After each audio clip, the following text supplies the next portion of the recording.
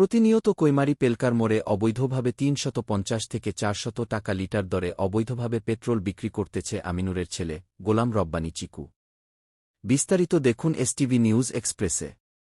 নীলফামারী জেলার জলঢাকা উপজেলার কৈমারি বাজারের শেষ প্রান্ত পেলকার মোড়ে একটি গালামাল ও ফার্নিচারের দোকানে দিনে রাতে অবৈধভাবে পেট্রোল বিক্রি করতেছে ৩৫০ থেকে ৪০০ টাকা লিটার দরে। সারা দেশে জ্বালানি তেলের সংকট, মোটরসাইকেল আরোহীরা পাম্পে গিয়ে পেট্রোল পায় না, আর এই গোলাম রব্বানী চিকু দিন রাত অবৈধভাবে পেট্রোল বিক্রি করতেছে। এ যেন দেখার কেউ নেই। দেশের এই ক্রান্তি লগ্নে সারা দেশে তেলের সংকট ও সারা দেশে যারা অবৈধভাবে তেল মজুত করতেছে, প্রশাসন তাদেরকে খুঁজে বের করতেছে। কিন্তু ওই গোলাম রব্বানী চিকু বলেন, প্রশাসন আমার ১ লক্ষ টাকা জরিমানা করলেও আমার যায় আসে না। আশপাশের লোকজন বলেন, এই গোলাম রব্বানী চিকুর বাসা কৈমারির পাশেই, তবে সেটা কিশোরগঞ্জ উপজেলার রণচণ্ডী ইউনিয়নের ৯ নং ওয়ার্ড বদি নেপাসপাড়ার মসজিদের পূর্বদিকে রংপুর ডিভিশনের সেচ খালের সাথেই। তার বাসায় অগ্নিত তেলের ড্রাম রয়েছে।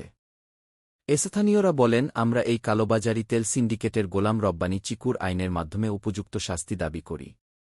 কারণ সে এলাকার অনেক মানুষের সাথে খারাপ আচরণ করে। সে বলে তার অনেক টাকা হয়েছে, টাকা হলে সবাইকেই কেনা যায়। বিস্তারিত দেখুন ভিডিওতে। ভাই এই ব্যবসা ফাঁকা যদি আমি ব্যবসা করি না তাহলে কোনোদিনও আর ব্যবসা হবে না।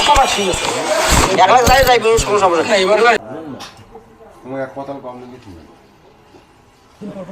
300 দিন আমি এলাকায় তো 100 লিটার দিয়ে দেব এই মুহূর্তে। এই মুহূর্তে গাড়ির জন্য 60 লিটার ওঠে গাড়ি আছে গাড়ি থেকে